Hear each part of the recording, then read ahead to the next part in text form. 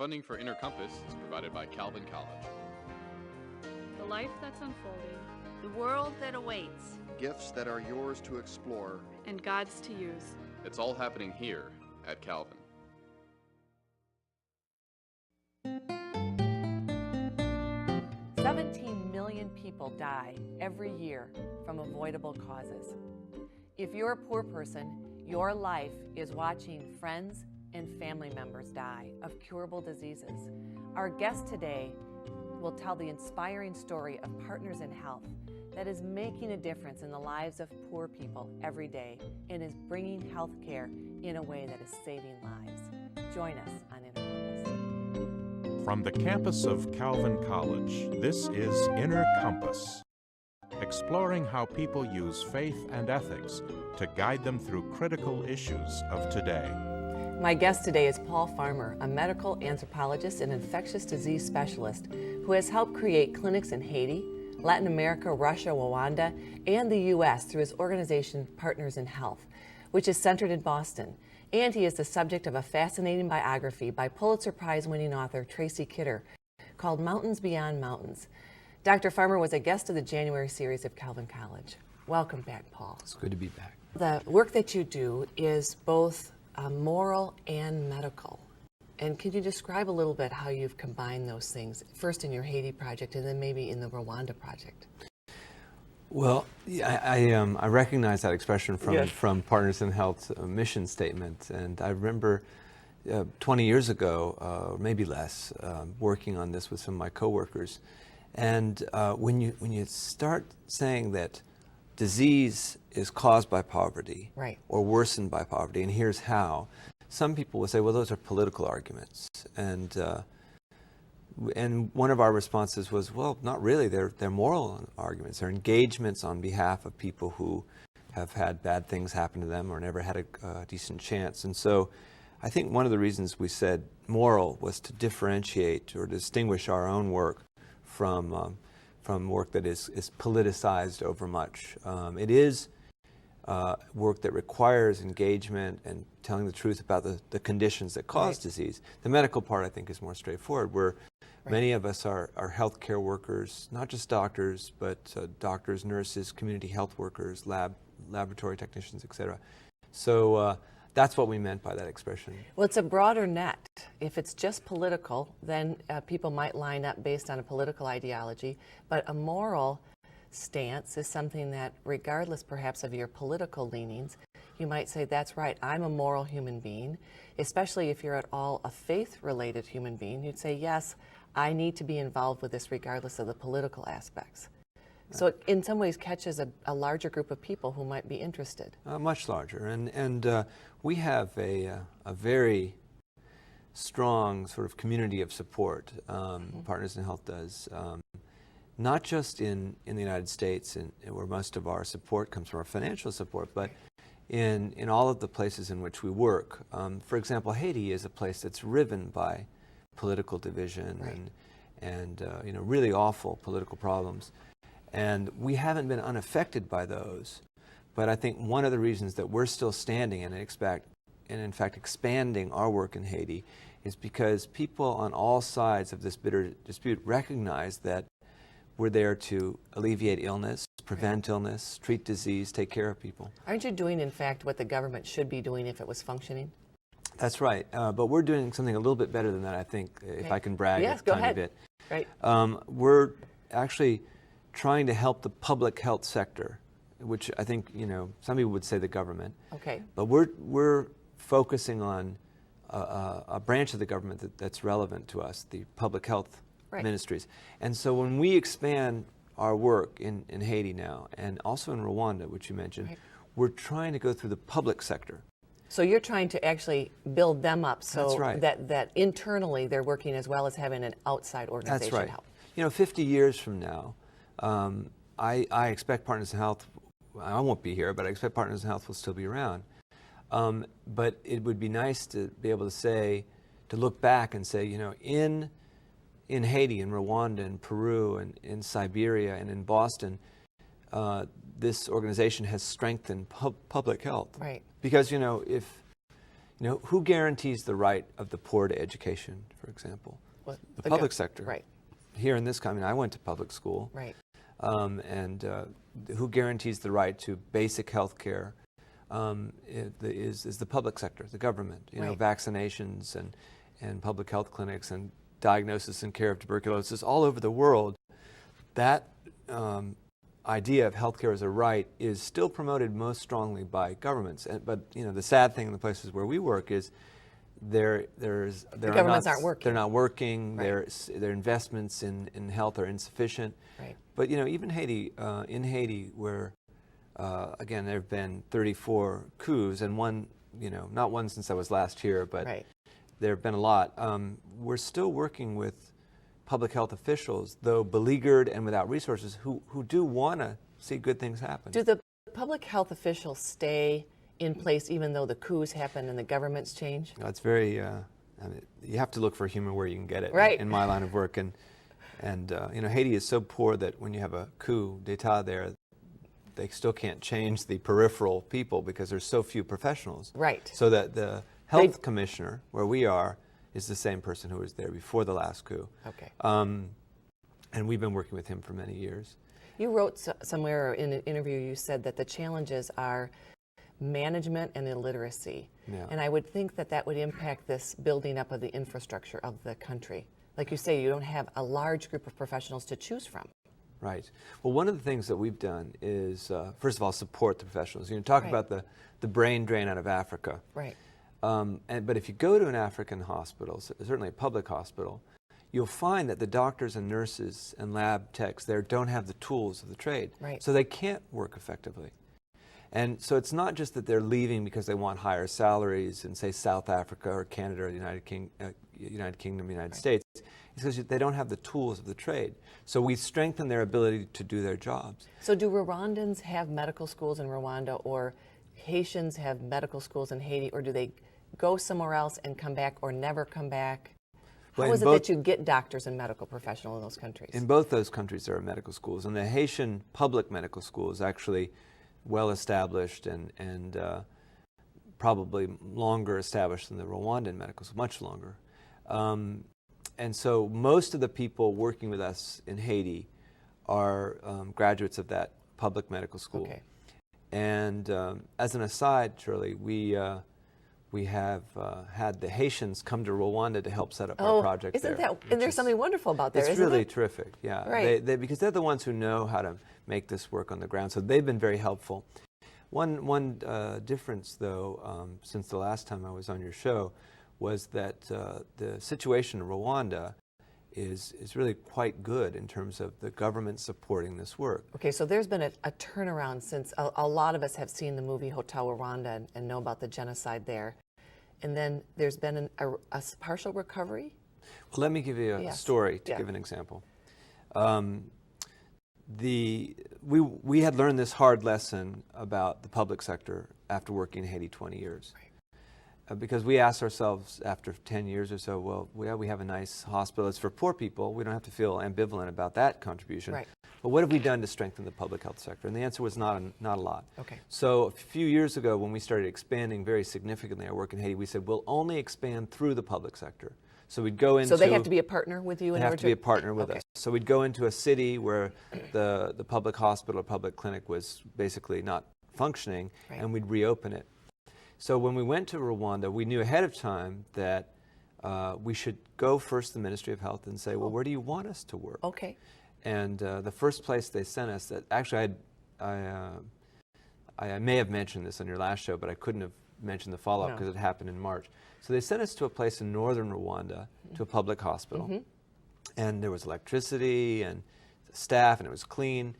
And I made the mistake of going back to the Minister of Health and saying, is that all you got? I mean, this is nothing compared to Haiti. And so then they booted us to a place that had been closed. Watch this. That had been closed since the genocide. So 10 years, abandoned hospital.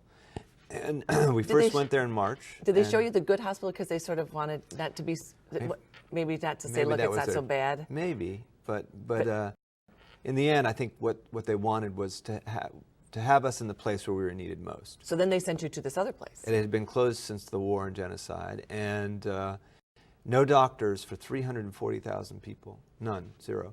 And so since that first visit was in March, and in May we started working to reopen it, and now it's a busy, thriving hospital. And again, what we've done, even in addition to having our Haitian colleagues help us train our Rwandan colleagues, and of course recruiting lots of doctors and nurses and community health workers, we've given them the tools of the trade. Is that, when you talk about tools, is that the education, or is it the machines? Education, medicine, machines. Okay. You know, you have to have electricity really to run a hospital. You have to have water. You really have to have medications, and you have to have mosquito nets. You have to have lab reagents. Right. So we've made sure those things are available. So who staffs this? It wasn't staffed before you came. Why does it get staffed after you've come? Well, one answer, but not the most important one, is that we have partners in health doctors there. We have 3 of them. And these are trained Americans. Americans, okay. But the reason I said that's not the most important one is that, again, they may not be there in 20 or 30 years. They may not be there in 2 years.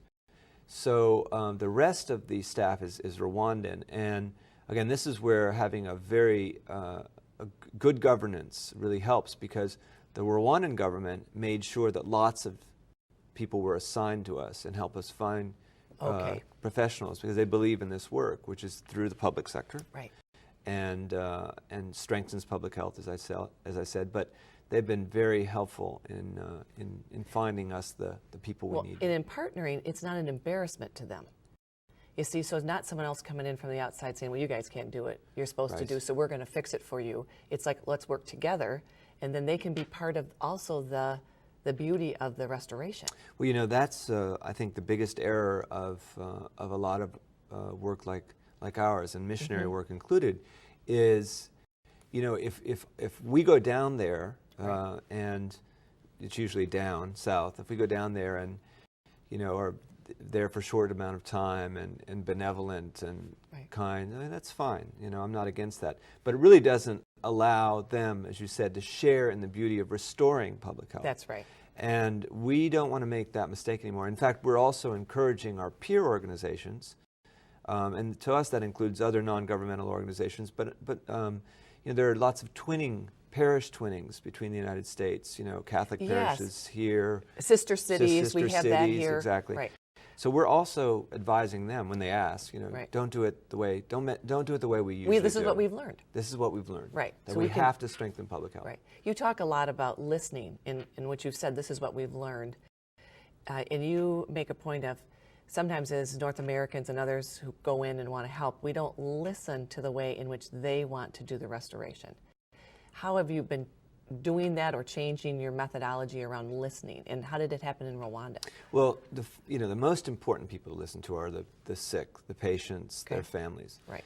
And even that is not a very developed skill among a lot of people in this field. And alas, even in medicine in general, but in international health, listening to poor people is not done very often. Is that because we know the answers? I mean, the people who are not poor say, look, we know the answers. We could listen to you, but we know what to have to do anyway? A lot of it is that. Right. And some of it is that, you know, for example, how do I listen to a poor Rwandan? I don't speak Kinyarwanda yet. It takes some effort, right? You have to...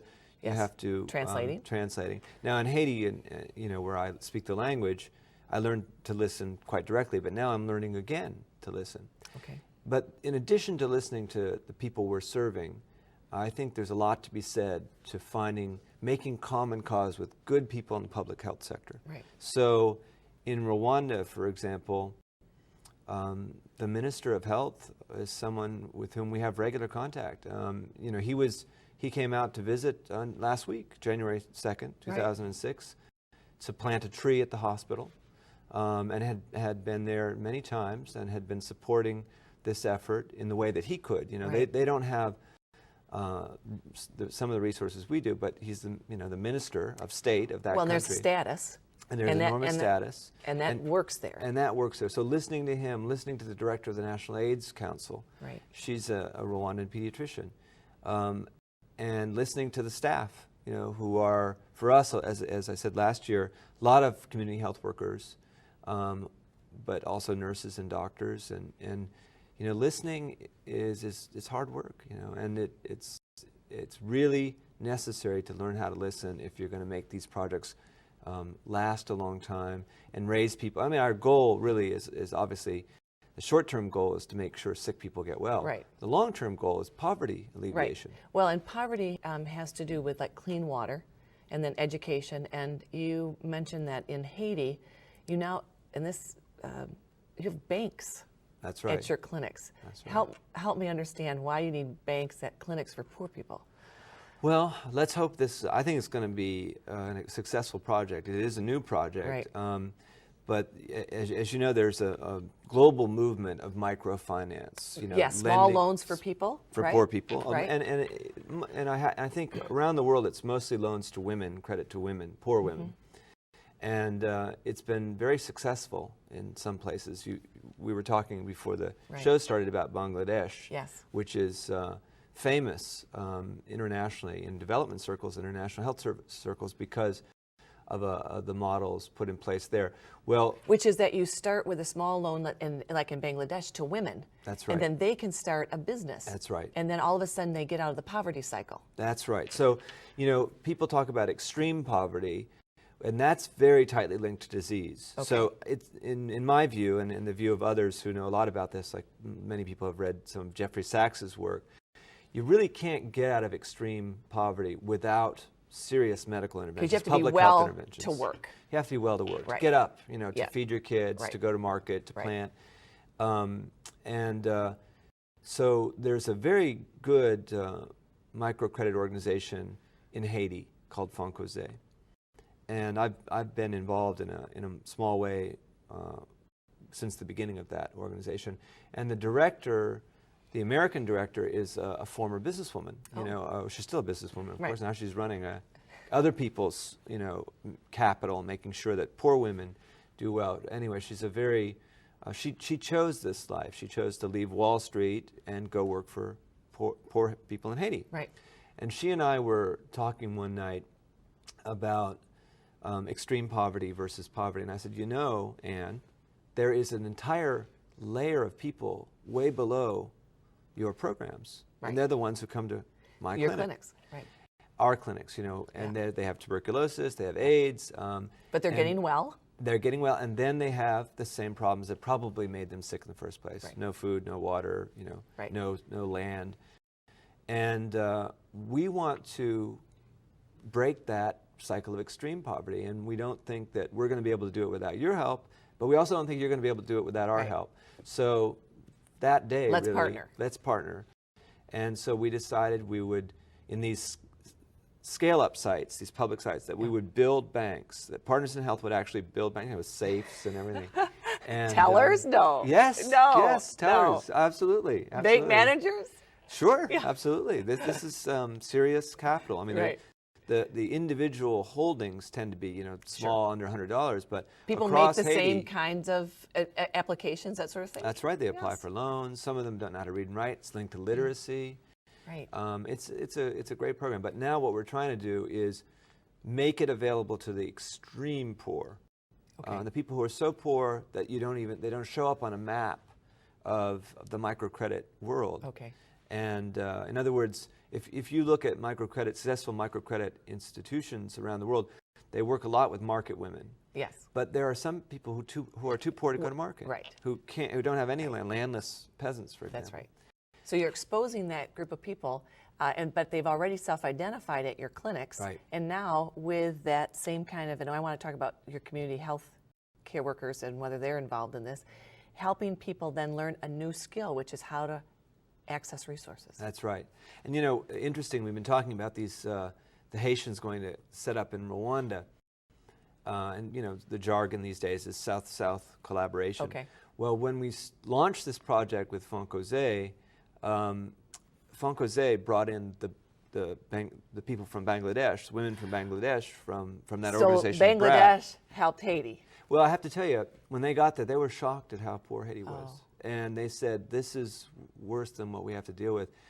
And they agreed that extending credit was not going to solve this problem. Okay. Which actually vindicated the views of many of the Haitians with whom I work. Okay. That just extending credit wasn't going to be enough. What else needed to happen? So they suggested, the specialists, the women from Bangladesh, that there also be an aid program for the extreme poor, and that works more along the lines of what we do. Like, we don't say to someone, a woman with AIDS and 5 kids, look, sorry, here's the fee you have to pay. You have to pay for your medicine, right? And we've used this notion. Last year, you and I talked about human rights, which is to me a better way of talking about this. But another way of thinking about it is a public good for public health. Right. So, for example, in Grand Rapids, if someone has tuberculosis, they could be a banker or a pauper, but they don't have to pay for their medications. Right. It's a public good for public health in Grand Rapids or anywhere else in this country.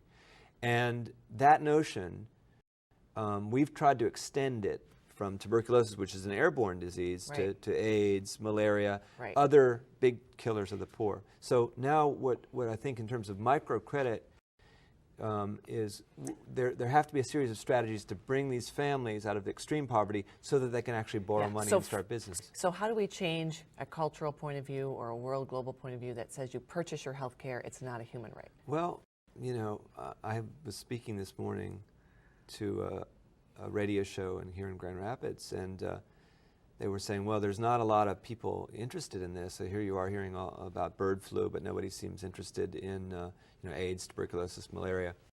And I said, well, I've stopped saying that because everywhere I go, whether Michigan or Boston or everywhere I go in the United States, people are interested in this idea and these problems. So I think people on our side have to stop whining and just assume that there are more people interested in healthcare as a right than we might imagine. That there is a receptive audience. There is. Even though we have failed as a country to make healthcare right, that doesn't mean we have to always fail. No. So I'm taking this optimistic view that a lot of people are interested in the idea of when you're sick, do you have a right to healthcare even if you're too poor? And if you ask a bunch of private practitioners, they still will say, yeah, I think poor people ought to have health care. But you've seen restoration. You've seen evidence of restoration in your work. So why wouldn't we believe that restoration can happen in a philosophy as well? It's I'm with you. It can, and it should, it will. I'm with you. I think, we have to avoid being Pollyannas and, making predictions that make no sense. But, if we assume the worst, then the worst is going to happen. Well, we often believe that God works through us, whether we acknowledge Him or not. And the reason that change and restoration happens is because God has not abandoned us. I think that inside everybody, there are a series of emotions and convictions that we can draw on. That we can tap into. That's right. And, public health has been for a long time a sort of, I use the word whiny. Is that okay for TV? Yes, it is. A lot of complaining, it's not enough. It's not enough. We're not doing enough. People won't listen to us. They won't give us money. And, you look at what's happened this last couple of years, like, for example, the Bill and Melinda Gates Foundation. The Time Magazine People of the Year. Right. Doesn't that mean something? It does. It means that people have said they are the most important people. And I tell you, they've thrilled accomplished by that. something. Yeah. Right. And you read interviews with these people, the Gateses or Bono, and they'll tell you this is the most important work we do. That's right. And were they saying that 5 years ago? No. No. And maybe the singer was, but this is a personal transformation, a renovation, you called it. Right. And it is linked to spirituality and conviction that we can't live in a world where some people are starving to death and others are that as human so much. beings, we are linked together as a human race. And if I don't care about that person, then I haven't fulfilled my purpose, which is if God loves me, then I have to love someone else and love others. And it doesn't just go to my nuclear family or my larger family or my neighborhood. It is the person across the globe for me. Well, I think that's, if you look at theology, and when doctors start talking theology, you made me do this last year. When doctors start talking theology, you're in trouble. But I'm very interested in theology, and the New Testament, of course, is just full of admonitions to do just that. The poor, if you want to look at all the poor. It says, that's right. Look, God loves everybody, but the poor are number one. That's they have right. to be our priority. That's and right. When you talk about a better treatment for poor, not just like okay. Thing. No, yeah. It should be better, and it's because they live with the oppression day in and day out. Every day. Right. And I know we don't succeed in that goal, but we try. And Yes. to have now, Partners in Health isn't so small anymore. It's thousands of Right. people, and to have thousands of people working just with that idea in mind Right. somewhere that Right. these people are not only deserving of equal care. We want to do better for Right. them because they've Right. suffered so much, and they're and I think having that as an idea, and an idea we borrowed from theology, but there are probably many other sources as well. Having that idea, I think, has made our work better. Well, first of all, it gives you an ideal. Why work for good enough? And this ideal, but when you talk about the New Testament is completely countercultural. Yeah. It's radical. It's radical. And when you say better treatment for the poor, that is radical and not honoring. Well, I think that that's going to be our goal for a long time, is to try and do better for them. Understanding that on the way we'll stumble, we'll fall, we'll just do okay, but it's going to be our goal. Right. My guest today has been Paul Farmer, a medical anthropologist with the international organization Partners in Health. I'm Shirley Hoekstra, and thank you for watching Inner Compass.